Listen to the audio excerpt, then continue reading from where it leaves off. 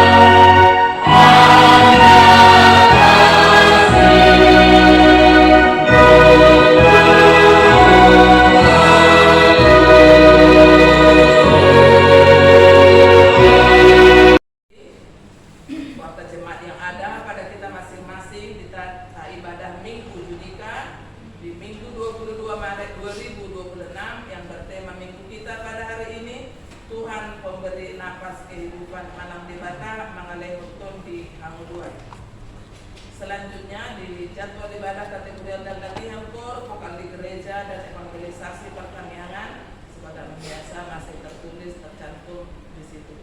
Statistik kehadiran jemaat pada minggu lalu, ibadah minggu pada 15 Maret 2026, dewasa sebanyak 20 orang, kehadiran pada sekolah minggu 9 orang. Titik pada pengumuman di ibadah minggu dengan mengucap syukur kepada Tuhan, dihimbau kepada semua agar semakin rajin beribadah di gereja serta mengikuti ibadah kategorial ibadah masuk pukul 10.30 dilayani oleh pendeta, pimpinan dan unsur pimpinan Majelis Jemaat HKIP Penerangan. Sarana dan prasarana pelayanan HKIP Penerangan. Pimpinan Majelis Jemaat HKIP Penerangan menyampaikan terima kasih banyak terhadap seluruh jemaat dan simpatisan yang bisa tetap hadir beribadah dan yang dapat berbagi tanda syukur melalui persembahan bulanan dan ucapan syukur atau janji iman doa kita kepada Tuhan. Tuhan semakin memberkati kita semua dengan seluruh yang kita kerjakan sesuai dengan kehendak Tuhan. Tempat ibadah sebagaimana yang sudah kita ketahui telah diwartakan setiap minggu. Kita masih tetap beribadah di tempat ini menunggu proses pendirian gereja kita HKIP Penerangan terrealisasi. Mari kita sama-sama berusaha agar rencana kita bisa terwujud atas pertolongan tangan Tuhan. Realisasi keputusan rapat tanggal 16 Februari 2025 untuk merealisasikan keputusan rapat Majelis Jemaat tanggal 16 Februari 2025. Mulai bulan Maret kita sudah mulai kumpulkan kewajiban minimal Rp100.000 per kakak khusus untuk pembelian tanah lokasi berdirinya gereja HKIP Penerangan Jati. Rapat resort dan jemaat hari ini Minggu 22 Maret 2026. Selesai ibadah nanti kita akan laksanakan rapat di gereja ini untuk membahas kemajuan pelayanan tahun 2026 dan hal penting lainnya.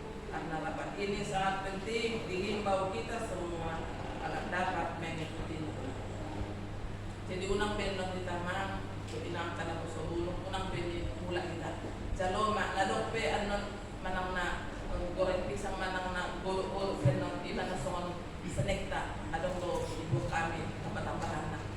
Jadi asa tarik koton on nama bulan terakhir, ala na akhir bulan on ikon kirimon talo laporan persiapan pelayanan ku kantor pusat. berusaha dak jadi pertimbangan dengan asal ulang kita mulai coba. Selanjutnya surat Manasuk. Pimpinan Pusat Kuria Kristen Indonesia Protestan HKIP nomor 7/SP/PP.HKIP 3/2026 perihal pemberitahuan pengumpulan persembahan di setiap minggu kelima. Kepada yang terhormat Majelis Jemaat HKIP Penerangan di Jambi, di tempat salam sejahtera dalam nama Tuhan Yesus Kristus berdasarkan program kerja tahunan atau PKT HKIP tahun 2025 dalam bidang marturia dan diakonia, bahwa setiap minggu kelima diadakan persembahan khusus. Maka melalui surat ini kami memberitahukan kepada Majelis Resort HKIP dan Majelis Jemaat HKIP agar mengadakan persembahan khusus pada hari Minggu tanggal 29 Maret 2026 untuk mendukung pelayanan jemaat HKIP yang membutuhkan. Hasil persembahan tersebut dikirimkan ke rekening pimpinan pusat selambat-lambatnya tanggal 6 April 2026. Demikian surat ini diperbuat untuk dilaksanakan. Atas perhatiannya kami ucapkan terima kasih. Pimpinan pusat HKIP Amang Bishop Pendeta Lindu Tambunan STHMM, Sekretaris Jenderal Pendeta Darida Seleka STH.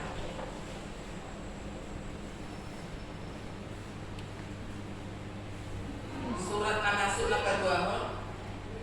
Pimpinan Pusat Kuria Kristen Indonesia Protestan nomor 6 SU/PP.HKIP 3/2026 hal undangan pelantikan panitia sinode HKIP ke-25. Salam dalam nama Tuhan Yesus Kristus. Dengan rasa sukacita dan ucapan syukur kami mengundang Bapak Ibu untuk menghadiri undangan pelantikan panitia sinode HKIP ke-15. Hal ini berhubungan dengan program kerja tahunan HKIP tahun 2026 tentang akan dilaksanakannya sinode HKIP ke-15. Besar harapan kami Bapak Ibu berkenan menghadiri pelantikan tersebut yang akan dilaksanakan pada hari tanggal Minggu 22 Maret 2026. Sederiodo Tatuka. Pelantikan ini pukul 10.30 sampai dengan selesai di Gereja HKIP Jemaat Agape Jalan Pisang, Komplek Gereja HKIP Agape Pematang Siantar. Demikian surat ini kami sampaikan. Atas perhatian dan kesediaannya kami ucapkan terima kasih. Pimpinan Pusat HKIP Amang Bishop Pendeta Lindu Tambunan STHMM, Sekretaris Jenderal Pendeta Darida Seleka STH. Soalnya Mama Hina surat Pak Manasuk Seleon. Selanjutnya ibadah Minggu tanggal 29 Maret 2026 kita akan laksanakan ibadah menggunakan bahasa Batak Tua. Renungan Alkitab untuk satu mingguan, panduannya sudah tercantum di situ dari hari Senin sampai hari Sabtu yang akan datang. Di laporan keuangan tertulis di Kesalmen 66 ayat 3 di bagian masuhaku majabum mabuan akak pilihan situ turun manggaran akak baga-bagatu. Pingutan masuk sabinggon mengatur tradisi pengeluaran melalui nahulang takas senaka penulisan bahwa untuk pembelian lahan auditori di kasmi kewajiban 100.000 per kakek melalui salah menulis kami di jumlah doa karena asingnya namun sesuai doa sesungguhnya atau dikoordinasi dengan kasih dapat kos untuk kakak hari melalui. Ada tambahan aktif ucapan syukur sen keluarga di Amang NH melalui nomor si hutang atau melatih nasida kilometer dari data dianak koordinasida rilis berumana mengucap syukur kepada Tuhan melalui gereja karena atas pertolongan Tuhan rilis dapat menyelesaikan kuliah tepat waktu dan telah selesai sidang, tinggal menunggu wisuda dan keluarga berharap Tuhan memberikan yang terbaik. Masa kasidah oleh tentu di Batamar hiti-hiti huliatan gudang 100.000 untuk minggu depan matuku kami ucapan syukur nih keluarga. Selanjutnya Tuna tertulis di Matius konon ayat dulu. Tetapi carilah dahulu kerajaan Allah dan kebenarannya, maka semuanya itu akan ditambahkan kepadamu. Selamat mengikuti ibadah dan memakamkannya, serta selamat ulang tahun bagi yang merayakannya seminggu yang lewat. Tuhan Yesus memberkati kita semua. Shalom. Yang membawa dua sepak kita hari ini, kami persilakan kepada Amang Situa Abdia.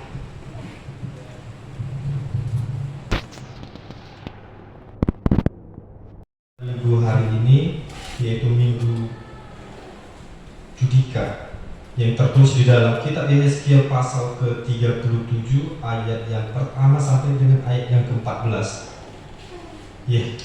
Yehezkiel pasal yang 37 ayat pertama sampai dengan ayat yang ke-14. Mari kita sama-sama membacanya secara responsoria. Saya akan memulainya dari ayat yang pertama, Bapak Ibu, ayat yang kedua, begitu seterusnya.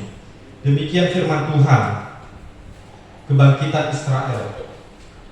Lalu kekuasaan Tuhan meliputi aku, dan ia membawa aku keluar dengan perantaraan rohnya, dan menempatkan aku di tengah-tengah lembah, dan lembah ini penuh dengan tulang-tulang. Ia membawa aku melihat tulang-tulang itu berkeliling-keliling, dan sungguh amat banyak taburan itu. Lihat, tulang-tulang itu amat kering. Lalu ia berfirman kepadaku, hai anak manusia, dapatkah tulang-tulang ini dihidupkan kembali? Aku menjawab, ya Tuhan Allah, engkaulah yang mengetahui. Lalu firman-Nya kepadaku, berbuatlah mengenai tulang-tulang ini, dan katakanlah kepadanya, hai tulang-tulang yang kering, dengarlah firman Tuhan. Beginilah firman Tuhan Allah kepada tulang-tulang ini, aku memberi napas hidup di dalammu, supaya kamu hidup kembali. Aku akan memberi urat-urat padamu, dan menumbuhkan daging padamu. Aku akan menutupi kamu dengan kulit, dan memberikan kamu nafas hidup, supaya kamu hidup kembali, dan kamu akan mengetahui bahwa Akulah Tuhan. Lalu aku bernubuat seperti diperintahkan kepadaku, dan segera sesudah aku bernubuat, kedengaranlah suara, sungguh suatu suara berderak-derak, dan tulang itu bertemu satu sama lain. Sedang aku mengamati-amatinya, lihat urat-urat ada dan daging tumbuh padanya, kemudian kulit menutupinya, tetapi mereka belum bernafas. Maka firman-Nya kepadaku, bernubuatlah kepada nafas hidup itu. Bernubuatlah, hai anak manusia, dan katakanlah kepada nafas hidup itu, beginilah firman Tuhan Allah, hai nafas hidup, datanglah dari keempat penjuru angin, dan berembuslah ke dalam orang-orang yang terbunuh ini, supaya mereka hidup kembali. Lalu aku bernubuat seperti diperintahkannya kepadaku, dan nafas hidup itu masuk ke dalam mereka, sehingga mereka hidup kembali. Mereka menjejakkan kakinya, suatu tentara yang sangat besar.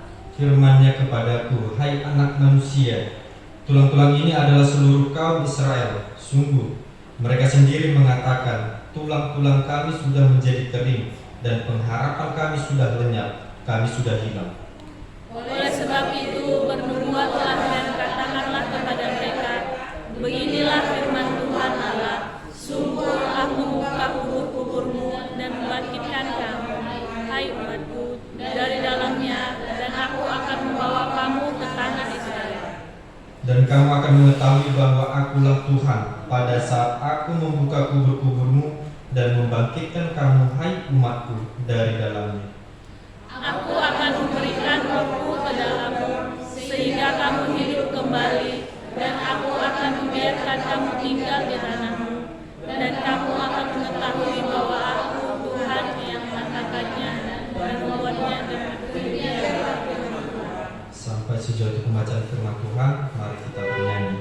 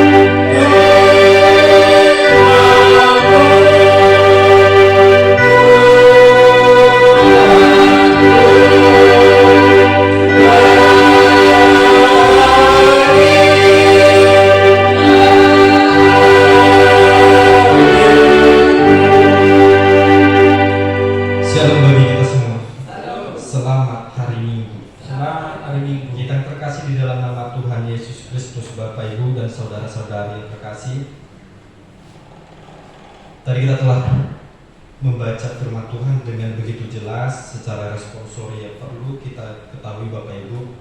Pernah ada satu kejadian yang viral, pernah ada suatu peristiwa di mana suatu daerah ada seorang pemuka agama yang mencoba membangkitkan orang yang mati.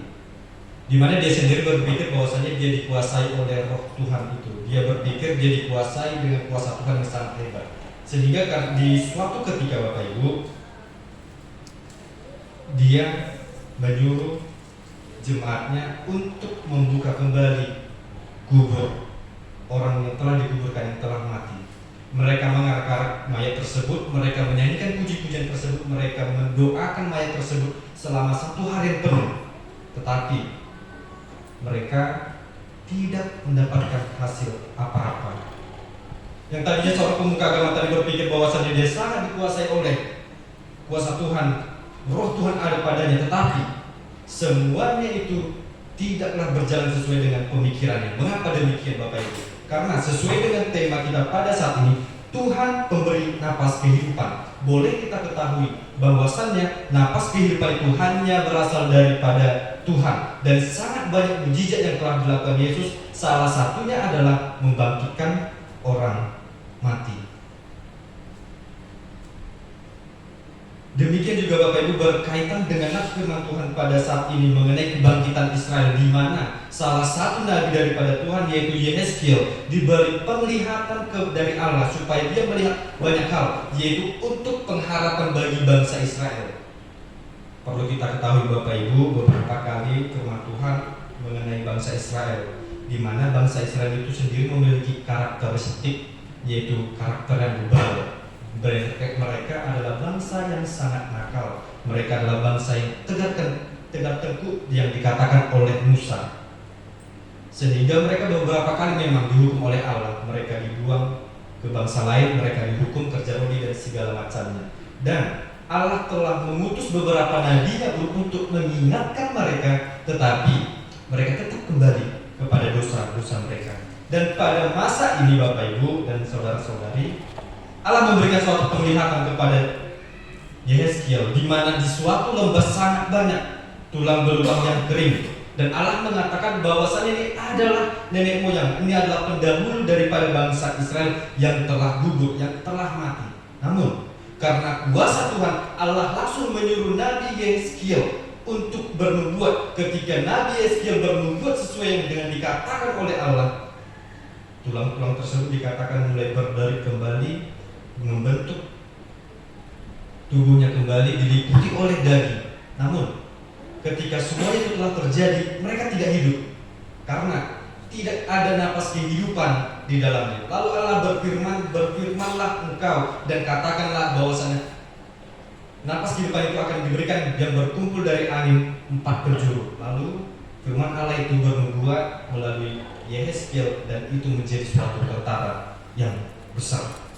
Kita terkasih di dalam nama Tuhan Yesus Kristus, seperti tema pada minggu ini Bapak Ibu, Tuhan pemberi napas kehidupan. Berkaitan dengan napas kehidupan, kita sangat sering berada di posisi dalam lembah tulang yang kering tadi, di mana hidup kita penuh dengan kehampaan, di mana hidup kita penuh dengan kekosongan, di mana hidup kita penuh dengan kegelapan. Artinya kita sangat membutuhkan yang namanya napas kehidupan Bapak Ibu. Tetapi Tuhan memberikan kepada kita napas kehidupan di setiap harinya, yang menjadi tugas kita. Apakah kita mengucap syukur atas hal tersebut Bapak Ibu?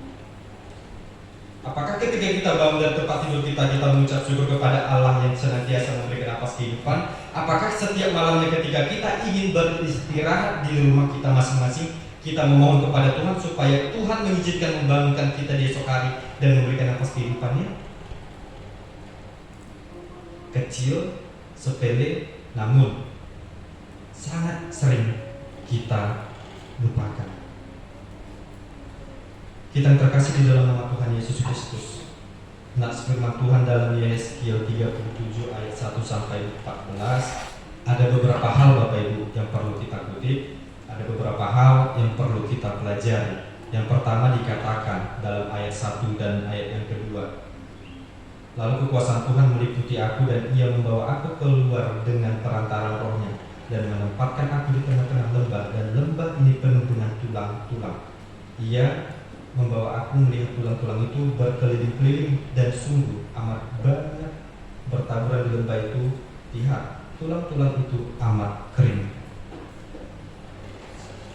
Nabi Yehezkiel, Bapak Ibu, dibawa oleh Tuhan memasuki suatu lembah supaya Nabi Yehezkiel melihat dan membawa bagaimana keadaan daripada pendahulunya. Dengan demikian juga kita, tatkala Tuhan sering memanggil kita, tatkala sering Tuhan mengingatkan kita untuk melihat, untuk membawa kita kepada keadaan yang tertentu, kepada keadaan yang sebenarnya, kepada keadaan yang pahit. Mungkin pada masa itu Bapak Ibu, Nabi Yehezkiel sangat terkejut. Sangat banyak tulang belulang dikatakan di sana. Bahkan dia mengatakan sangat sungguh. Dia melihat tulang belulang yang kering. Tulang itu sangat banyak dan sangat kering, di mana itu adalah pendahulu daripada bangsa Israel. Yang artinya, kita yang terkasih, Tuhan tahu sebenarnya bagaimana kondisi kita yang sebenarnya, bagaimana apa yang kita rasakan. Namun, tatkala kita tidak menyadarinya, dan Tuhan ingin mengirim kita untuk melihatnya. Setelah kita melihatnya, Tuhan mau bahwasanya kita harus mengutip satu pembelajaran dan kita mulai hidup, meninggalkan hal-hal yang perlu ditinggalkan. Dan di hadapan Tuhan tidak ada yang tersembunyi. Mau sejauh apapun kita menutupi dosa kita, Bapak Ibu, di hadapan Tuhan tidak ada yang tersembunyi. Bahkan ketika hidup kita terasa hancur, ketika hidup kita terasa kering sekalipun, Tuhan pasti tahu, Tuhan pasti hadir, Tuhan pasti akan melindungi serta menghibur setiap umatnya melalui perantaraan tangan-tangan orang yang mengasihi kita. Perlu kita ketahui Bapak Ibu, Tuhan itu tidak pernah jauh dari keadaan kita yang paling buruk. Bahkan ketika kita berada dalam keadaan yang paling buruk sekalipun, Tuhan pasti hadir di sana. Oleh sebab itu Bapak Ibu, dalam pengalaman pribadi saya, ketika ada suatu hal yang paling buruk sekalipun, saya tidak pernah meminta kepada Tuhan supaya Tuhan melaluinya daripada saya, supaya Tuhan membiarkannya lewat. Tidak, tetapi supaya Tuhan menguatkan agar hidup saya dapat mampu melewatinya. Dan pembelajaran yang kedua Bapak Ibu, untuk membangkitkan iman kita, Tuhan senantiasa bertanya kepada kita. Di ayat yang ketiga dikatakan demikian. Lalu Ia berfirman kepadaku, hai anak manusia, dapatkah tulang-tulang ini dihidupkan kembali? Aku menjawab, ya Tuhan Allah, Engkaulah yang mengetahuinya. Ketika Allah berfirman, sebenarnya untuk apa Allah berfirman? Bertanya langsung kepada manusia. Bisa saja Allah berfirman, namun Allah ingin mengetahui sedalam apa sih iman daripada umatnya, sepercaya apa iman daripada jemaatnya. Allah ingin melihat hal tersebut.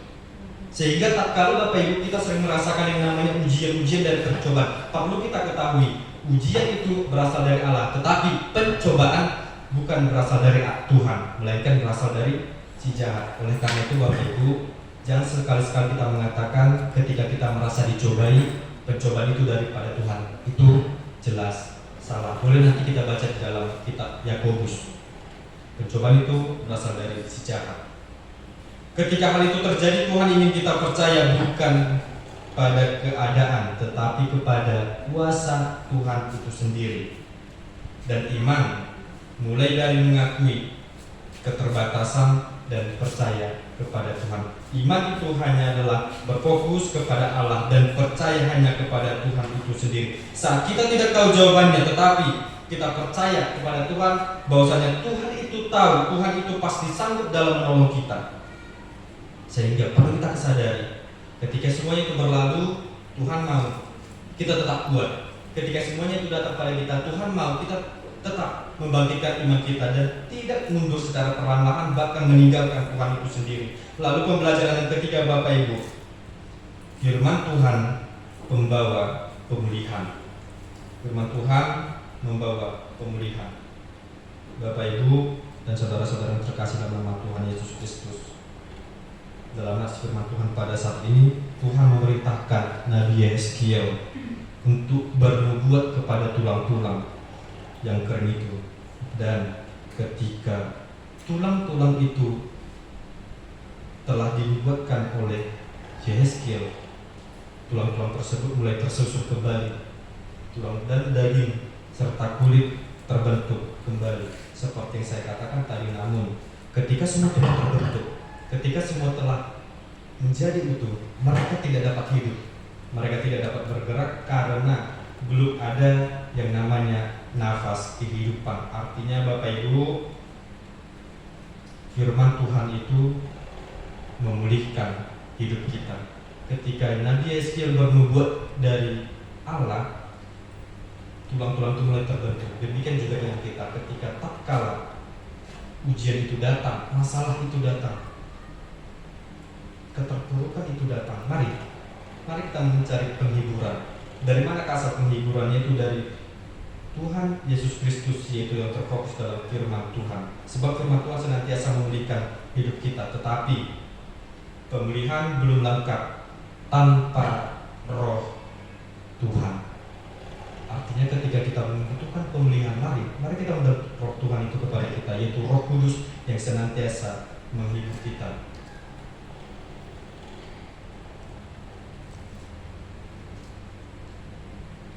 Sebab tadi dikatakan, ketika daging-daging itu telah terbentuk, tulang-tulang itu telah tersusun, dia telah utuh, tetapi tidak ada napas kehidupan sama sekali. Demikian juga orang Kristen. Martin Luther mengatakan, doa adalah napas kehidupan bagi orang Kristen. Artinya Bapak Ibu, ketika orang Kristen tidak ada pernah dalam berdoa dalam dirinya, di dalam hidupnya, di setiap hari, maka dia sama seperti tulang-tulang yang mulai tersusun tadi, daging dan kulit yang telah terbentuk tadi, tetapi tidak hidup. Martin Luther dengan jelas mengatakan, orang Kristen itu adalah seperti mayat hidup ketika tidak ada doa dalam hidupnya. Oleh karena itu, mari kita pedomi bahwasanya napas kehidupan kita sesungguhnya itu adalah doa. Ketika kita tidak bernapas, kita sama seperti mayat hidup. Supaya kita tidak seperti mayat hidup, Bapak Ibu, mari kita jemput napas itu, yaitu dengan cara berdoa tadi. Dan pembelajaran keempat dikatakan, nafas dari Tuhan memberikan kehidupan. Ayat 9 sampai dengan ayat yang ke-10 dikatakan demikian. Ayat yang ke-10 saja. Lalu aku bernubuat seperti yang diberitakannya kepadaku, dan nafas hidup itu masuk dalam mereka sehingga mereka hidup kembali. Mereka menjijakkan kakinya suatu tentara yang sangat besar. Seperti yang saya katakan tadi Bapak Ibu, bahwasanya ketika orang Kristen tidak ada nafas, yaitu doa, dia sama dengan mayat hidup. Namun kalau kita melihat tadi dalam ayat yang ke-10 Bapak Ibu, dengan jelas ketika Allah telah berfirman, ketika Allah telah bernubuat bahwasanya mereka yang adalah mayat hidup tadi diberikan nafas hidup, mereka menjadi bangsa yang besar, mereka menjadi tentara yang besar. Demikian juga dengan kita. Ketika engkau mengalami keterpurukan, ketika engkau mengalami masalah, ketika engkau mengalami ujian, silahkan mengadu kepada manusia, tetapi perlu ingat bahwasanya pengaduan tempat orang Kristen, orang yang percaya kepada Yesus, yaitu kepada Tuhan Yesus itu sendiri, melalui apa? Melalui doa. Sekali lagi saya katakan, orang Kristen yang tidak pernah berdoa, dia sama dengan seperti mayat hidup. Itu sangat jelas Martin Luther memandangkan di dalam hidupnya. Ketika napas itu tadi masuk Bapak Ibu, di mana tulang-tulang itu kembali hidup, mereka berdiri sangat banyak seperti tentara yang sangat besar. Artinya napas kehidupan itu penting. Dan di sana dikatakan napas kehidupan itu adalah roh Tuhan. Kalau kita melihat nafas itu berasal dari bahasa Yunani yang artinya ruah, angin, roh, yaitu roh Tuhan itu sendiri. Kehidupan yang sejati datang dari Tuhan, bukan usaha manusia. Kehidupan sejati itu datang dari Tuhan, bukan usaha manusia. Oleh karena itu, tanpa nafas dari Tuhan, kita hanya ada, tetapi tidaklah benar-benar hidup. Lalu pembelajaran terakhir Bapak Ibu, yaitu pembelajaran ke-5. Dalam ayat yang ke-11 sampai ayat 14 saya boleh merangkumkan. Tuhan memberi harapan baru. Kalau kita melihat Bapak Ibu bagaimana harapan bangsa Israel, bagaimana bangsa Israel yang merasakan ketika harapannya sudah hilang, ketika masa depan mereka sudah mati, ketika tidak ada lagi pendukung daripada mereka. Allah memberikan pengharapan kepada bangsa Israel dengan membangkitkan tentara yang banyak tadi. Demikian juga dengan kita. Tuhan adalah sumber pengharapan bagi kita yang senantiasa meminta kepada-Nya. Dia sanggup memulihkan yang sudah mati. Ketika Allah sanggup memulihkan yang sudah mati, membangkitkan orang mati, bagaimana dengan kita? Tuhan pasti sanggup membimbing kita menjalani perkara-perkara yang besar dalam hidup kita. Oleh karena itu Bapak Ibu dan kita yang terkasih dalam nama Tuhan Yesus Kristus, saat hidup kita merasa kering, mari datanglah kepada Tuhan. Mari kita dengarkan dan pegang firman Tuhan. Jika engkau ingin menjadi bijak, mari membaca kitab Amsal setiap harinya. Jika engkau merasa meratap setiap hari, mari baca ratapan. Jika engkau ingin dihiburkan, mari baca kitab Mazmur. Artinya sangat banyak pemilihan, sangat banyak penghiburan di dalam firman itu sendiri. Mari kita meminta kepada Roh Kudus, mari kita meminta kepada Allah melalui Roh Kudus untuk memenuhi hidup kita. Percayalah bahwa Tuhan masih bekerja bahkan dalam keadaan yang paling mustahil sekalipun. Dalam halnya balon udara Bapak Ibu, ketika balon itu ada, bentuknya ada, tetapi dia tidak berguna sama sekali. Namun ketika balon itu diisi oleh angin, balon itu diisi oleh udara, balon itu menjadi terbentuk, balon itu menjadi hidup, bahkan dia bisa terbang setinggi-tingginya. Begitu juga dengan kita. Tanpa Roh Tuhan, kita adalah kosong. Tanpa napas kehidupan dari Tuhan, kita adalah mayat hidup. Dengan Roh Tuhan, kita dipenuhi oleh kehidupan. Oleh karena itu, mungkin hari ini kita sedang berada di lembah kekeringan itu sendiri, di mana kehidupan kita terasa kering, di mana kehidupan kita, harapan kita mulai hilang, di mana iman kita mulai melemah. Tapi melalui firman Tuhan pada hari ini, Tuhan berkata melalui firman Tuhan pada saat ini kepada kita. Tuhan mengatakan, Aku akan memberikan nafas kehidupan kepadamu dan kamu akan kembali hidup. Kiranya firman Tuhan pada minggu hari ini dapat menghibur kita serta membimbing kita dalam menjalani hidup kita dalam satu hari ini. Amin. Mari kita bernyanyi. Amin.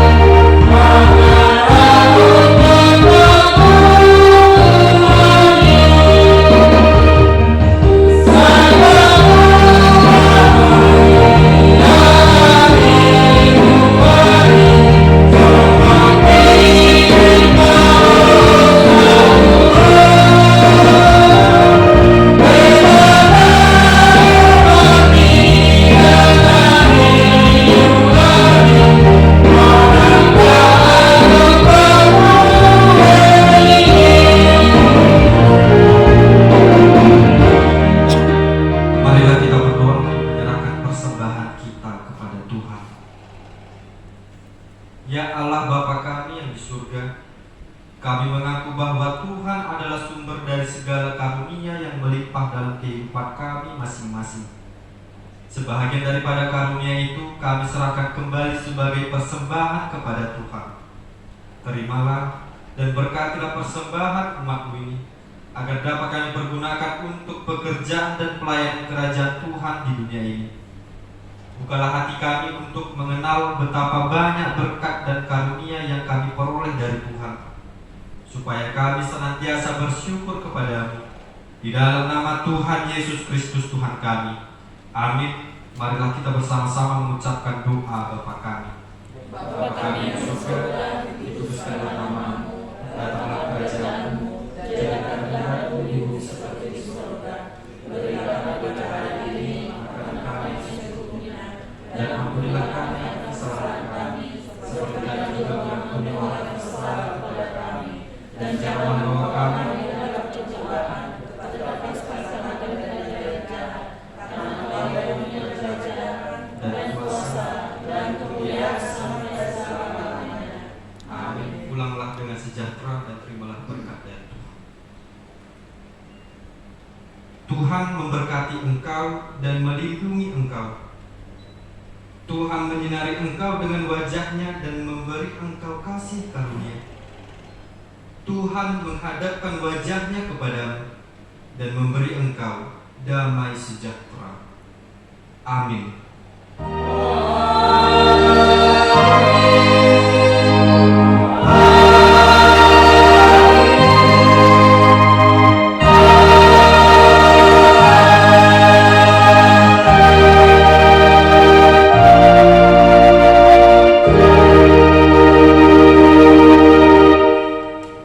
Para wanita semua.